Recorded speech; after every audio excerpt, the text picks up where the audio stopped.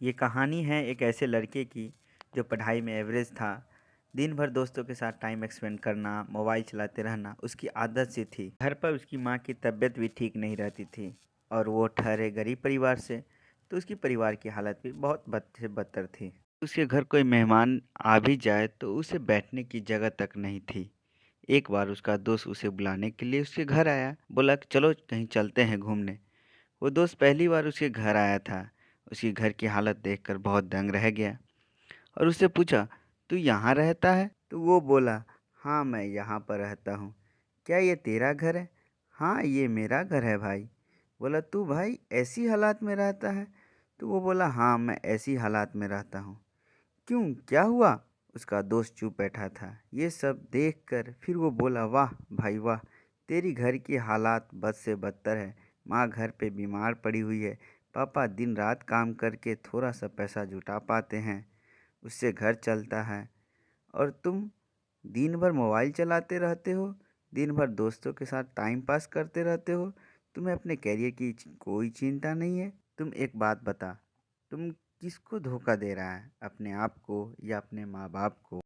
उसका दोस्त वहाँ ले गया जहाँ उसके पापा काम करते थे।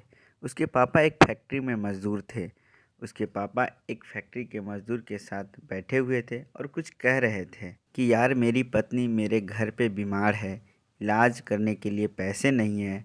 मैं दिन रात मेहनत करके 2 वक्त की रोटी जुटा पाता हूँ, उससे सिर्फ घर का खर्चा चलता है। मेरे पास कुछ भी पैसे नहीं बच पाता। बेटे की स्कूल की फ़ी भी भरनी पड़ती है। यार इससे बेहतर तो मौत ही है। मैं तंग आ चुका हूँ ऐसी ज़िंदगी से। समझ में नहीं आ रहा मैं क्या करूँ। अब सिर्फ मेरा बेटा ही मेरा आखिरी उम्मीद है।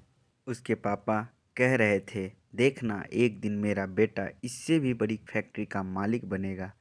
वो लड़का और उसका दोस्त दोनों वहीं पर खड़े रहकर इन बातों को सुन रहे थे। तभी उसके दोस्त ने कहा, देख कैसे जी रहे हैं तेरे पापा, तुझसे कितनी उम्मीद लगाए हुए बैठे हैं तेरे पापा। उसके दोस्त ने कहा, बदल अपनी हालातों को। यह सब सुनकर और अपने पापा की हालातों को देखकर उस लड़का की आंखों से आंसू आ टपका। उसी वक्त उस लड़का ने निश्चय किया कि जिस फैक्ट्री में मेरे पापा काम करते हैं, आने वाले 5 साल के अंदर इससे भी बड़ी कंपनी का मालिक बनकर दिखाऊंगा। उसके अंदर से ये आवाज़ आई कि मुझे कंपनी का मालिक बनना है, नौकर नहीं। जैसे ही उसके अंदर से ये चीख निकली, वो हर दिन लगभग 10 से 12 घंटे पढ़ने लगा। उसके दिमाग में सिर्फ एक ही लक्ष्य था, मुझे बहुत बड़ी कंपनी का मालिक बनना है। इसलिए मुझे जितनी मेहनत करनी होगी उतनी मेहनत मैं करूँगा और करके दिखाऊँगा।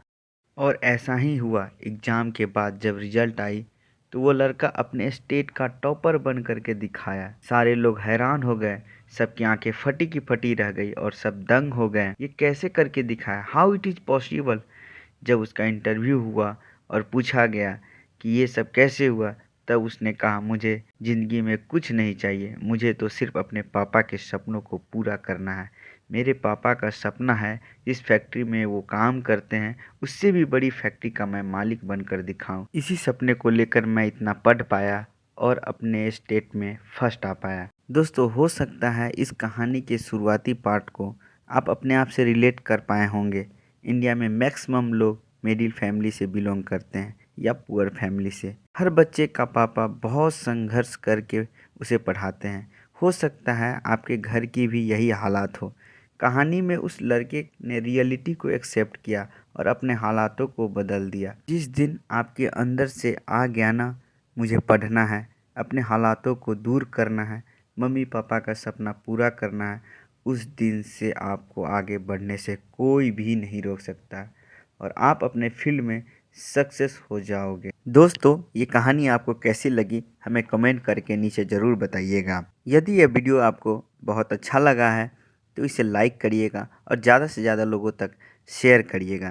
दोस्तों, इस कहानी को यदि आप आर्टिकल के फॉर्म में पढ़ना चाहते हैं तो मैंने वेबसाइट का लिंक डिस्क्रिप्शन में दे दिया है, आप वहां पर जाकर इस कहानी को पढ़ सकते हैं। और ऐसे ही इंस्पिरेशनल वीडियो के लिए सब्सक्राइब करें हमारे यूट्यूब चैनल को और फेसबुक पर फॉलो करें एंड फेसबुक पेज को लाइक करें। धन्यवाद।